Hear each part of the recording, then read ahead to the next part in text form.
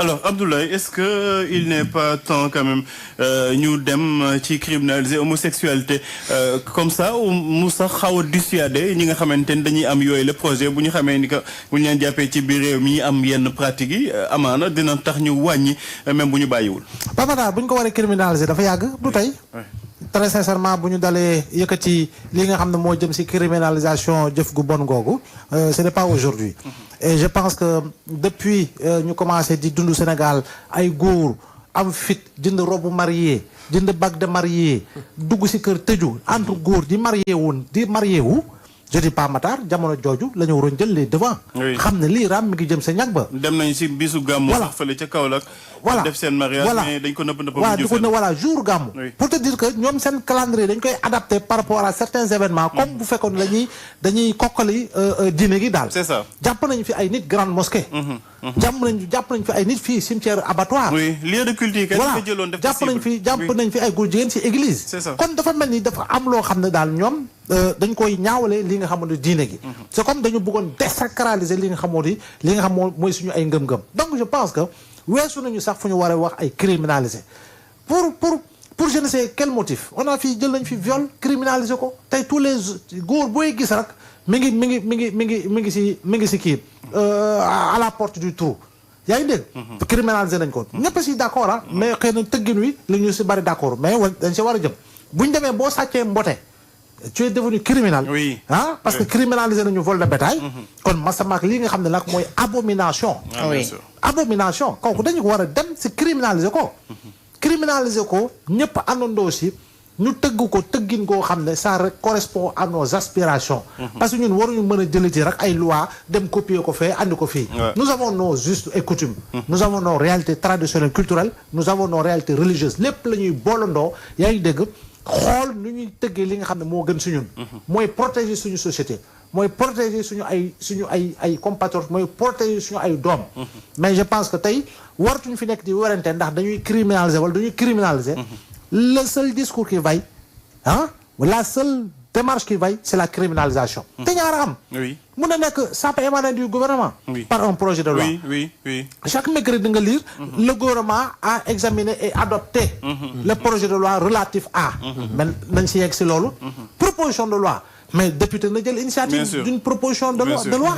yaa ngi dégg ñu bind ñu xool ko bu dee bind des na dégg naa Cheikh Thioro Mbacké ni ñi ngi xaar loi bi ñëw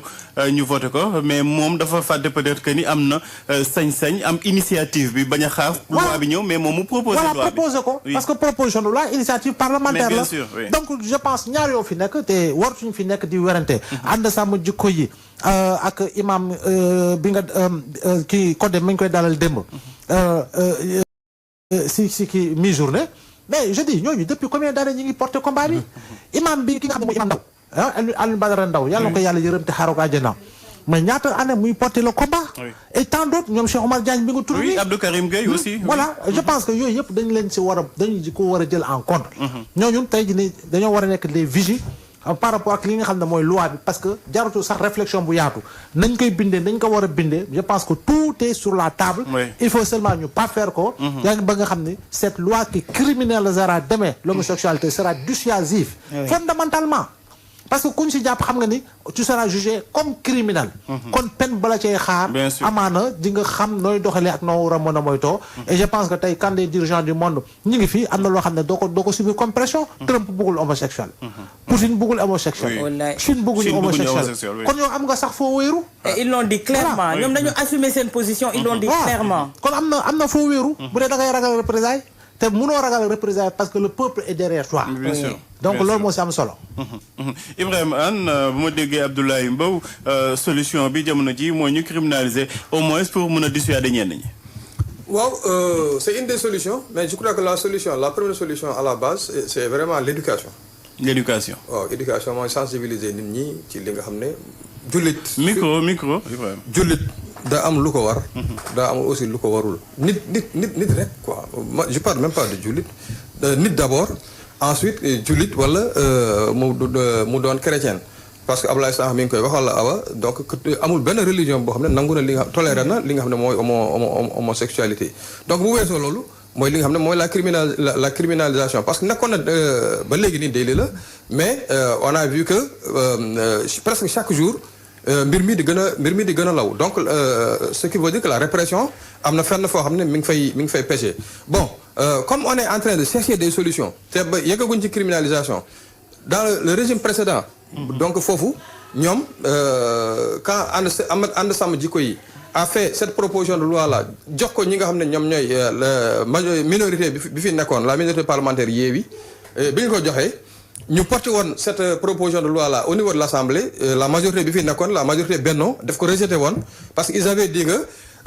en l'état actuel là de notre législation li ñu am c'est suffisamment répressif contre li nga xam ne moom mooy homosexualité ba ñi nga xam ne ñoom ñoo fi nekkoon minorité parlementaire waxoon ne ñoom saa ñu toogee ci nguur gi ñoom dinañu tëgg li nga xam ne moom la loi sur la loi criminalisant l'homosexualité et ils avaient même dit que je crois c'est un engagement ferme de leur part bokk ci li nga xam ne moom mooy seen programme moo que ça devrait être la première loi qu'ils allaient déposer à l'Assemblée nationale mais ba léegi nii bon ils ont été élus depuis avril 2024 mais presque 2 ans après donc ba léegi nii amul y a même pas eu un début de commencement de li nga xam ne moom mooy projet de loi mais l'un dans l'autre je pense que li nga xam ne wax nga ko sànq Assemblée nationale aussi a une prérogative dans l'initiative parlementaire les lois elles émanent soit de l'exécutif wala de l'Assemblée wala de législatif donc en l'occurrence l'Assemblée nationale donc ñoom gi nga tudd sànq Cheikh Thioro Mbacké c'est un député je crois que ñoom waruñu toog rek di xaar ba li nga xam ne moom mooy un projet de loi boo xam ne dafay jógee ci assemblée mais je pense que quand même il est venu vraiment le temps de passer à cette étape là ñu xool ndax dina ko mën a régler parce que on est toujours dans la recherche de solution. Oui. Parce que criminaliser vol de bétail ça ne veut pas dire que le vol de bétail n'existe plus. Criminaliser l'excision en 99 je crois ou 98 99 ba léegi nii les mutilations génitales féminines am na fu muy am. Criminaliser. mais wàññeeku na quand même. waaw mais am na quand même. mais am na waaw. am na yeneen yoo xam ne vol de bétail. viol voilà viol aussi. Il y a aussi la session de drogue. avec la loi Latif Gueye. mais chaque jour pratiquement chaque jour da ngay dégg ay et puis c'est des quantités faramineuses. donc du point de vue de la technique juridique am na ñoo xam ne ils ne sont pas pour la criminalisation. ñoom ils sont plutôt pour la délictualisation parce que bu fekkee ne dañuy naan su fekkee ne c'est un délit là la répression est beaucoup plus rapide parce que mbir mi mën a jàll tout de suite flagrant délit wala mën a jàll tout de suite en audience correctionnelle alors que bu fekkee ne c'est un crime le risque c'est que dañ koy yóbbu instruction te bu ñu ko yóbbu instruction entre temps nëppal bi mën na ci am ñeneen ñi mën nañu ci parce que léegi nii xam nga depuis démb yaa ngi dégg ne am na ñuy jàpp au niveau des frontières ñoo xam ne ci groupe boobu la ñu bokk ci réseau boobu la ñu bokk mais là maintenant bu ñu ko criminaliser ba mbir mi xaw a kii xaw a am yenn longueur yi le Sénégalais il est de nature émotive c'est-à-dire il a une émotion instantanée bu mbir xëyee léegi nii tout le monde en parle mais bu kii rek 2 jours 3 jours 2 semaines 3 semaines 1 mois les gens passent à autre chose parce que ils sont aussi rattrapés par li nga xam ne moom mooy le quotidien te bu ñu fàttee loolu y aura des gens bon peut-être qui vont en profiter pour introduire des demandes d'asile wala des demandes de visa et puis ci ñooñu ci li ma dégg au niveau des ambassadeurs des consulaires de certains pays. Ils sont prioritaires. Très facilement la ñuy am li nga xam ne moom mooy ay visa wala ay asile dem fële donc continuer à faire ce qu'ils veulent faire et continuer aussi à influencer négativement ñi nga xam ne ñoom ñoo des au pays. parce que à travers de seen train de vie à travers seen niveau de vie ak li ngeen doon wax sànq mooy am na ñoo xam ne aujourd'hui et là c'est vraiment li ma doon wax la semaine dernière mooy le couteau à double tranchant. am na ñoo xam ne aujourd'hui on les montre en exemple dans cette affaire là c'est-à-dire ils sont aujourd'hui dañuy naan affaire diw ak diw te diw ak diw boobu mooy ñi nga xam ne ñoom ñoo ci gën a siiw te ñooñu c'est pas des gens yoo xam ne c'est pas des crève-la-faim c'est pas des crève-la-faim c'est des gens qui roulent des mécaniques donc du coup il y a des gens bon peut-être que ñoo xam ne dañuy jàpp ne comme ñii jaar nañu fii ba am lii est-ce que man tamit duma jaar foofu ba am li nga xam ne ñoom moom lañu am c'est pas si je me suis fait comprendre. d'accord awa tey ji criminalisation baax na bu ma déggee Ibrahima Anne waaye éducation aussi baax na tey bu ñuy wax éducation peut-être xale yi nañuy wax mais mag yi nga xamante dañuy def lu bon faw mu am loi bi dal seen kaw. mais bien sûr Pape c'est un ensemble au fait. ndax tey jii soo xoolee ñu ngi wax criminalisation depuis boobu. mais pour man criminalisation bu fekkee ne dafa nekk une mesure dissuasive Pape d'accord mais il y a des préalables il y a également des paramètres à prendre en compte. bokk na ci li ma njëkk a wax moom moo di ne anam gi nga xamante ne ñoom la ñuy duggee ba di leen endoctriner loolu benn la ci point yi. loolu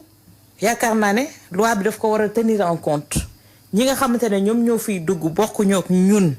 suñuy gis-gis suñuy gëm-gëm ñëw indi seen koppar pour financer ñu parce que dañ naan les pays en voie de développement wala les pays pauvres. en général lu ñu leen joxee ci xaalis ñu jël. yaakaar naa ne Pape boobu benn point la ci loo xamante ne loi criminalisant l'homosexualité war na ko jël en compte. mooy ñi nga xamante ne dañuy dugg si pour raxas suñu bopp. ndaw yi fi nekk. pour dugal leen ci engrenage boobu parce que li may wax rek dafa nekk benn ligne boo xamante ne ñoom dañ ko tracé te xam nañu fi ñu bëgg jëm te li ñuy def ñi ngi ciy dem jëm ci ay jéego mais dëkk yi ci am fulla yëpp te seen ay njiit am fulla soo déggee Poutine comme ni ko Abdoulaye waxee transigé wu ci dara moom il a été cru moom góor la xam ak jigéen lam-laame wu ci mais tey jii nga toog ñu ne la dafa am ay représentation diplomatique yu nekk ci réew mi yoo xamante ne Pape dañuy faciliter à ces gens-là l'obtention soo xoolee sax ñoom ñooy priorité ces représentations yooyu également ci seen ay cahier de charge dañ leen war a wax réew mi nii la bindoo soo leen ñëwee nii ngeen fiy toogee yooyu yëpp dafa bokk ci préalable yi également Assemblée nationale Pape oui man yaakaaroon naan tey jii groupe parlementaire bi ñu toogee askan wu ñëw jox leen ñoom waroon nañu lëjmbët ci seen biir toog ñoom préalable yooyu te li may wax Sénégal y a d'éminents juristes ñu toog ak ñoom lëjmbët préalable paramètres yi may wax yépp ñu tënk ko toog ak ñoom wax ak ñoom kon Pape le débat ne se poserait pas sur la place publique dañu xam te ne ñu ngi ciy def ay jéego am na ponk yu ñu ciy def mais bu fekkee ne boobu ba léegi da ngay toog dégg ay échappé solitaire kii naan dama yóbbu loi ci Assemblée nationale xamul ne amul prérogative bi mais député yi am prérogative yi nañu faciliter la tâche wala tey jii courage bi nga xamante ne certains chefs d'État jël nañ ko à travers le monde notre chef d'État jël courage boobu également jël loi bi yóbbu ko à l'Assemblée nationale pour qu'on vote ça bu fekkee ne tey jii comme li may wax il s'est entouré de gens yoo xamante ne c'est des religieux il s'est entouré de juristes également Pape pour man waroon nañ ci travailler d'ores et déjà paramètres yeeg garde-fou yi ñu ci war a teg yëpp pour dissuader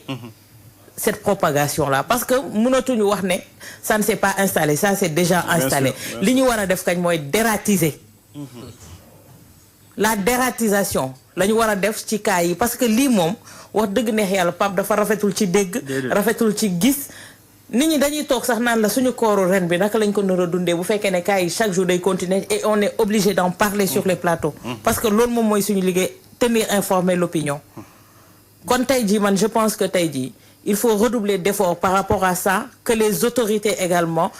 jël li nga xamante ne moo di seen ay matuwaay ci li ni mel teg les garde-fous bu fekkee ne tey jii mun nañu rassurer la population par rapport à ça et Pape inviter également les autorités ci cas yi rawatina les autorités de la justice ñuy communiquer ci cas yi bañ a nekk rek dans l'expectative quoi. Du moment que la gendarmerie est en train de faire un travail extraordinaire, même le procureur également de Pikine Guédiawaye est en train de faire un travail extraordinaire. Jël nañu seen courage à deux mains.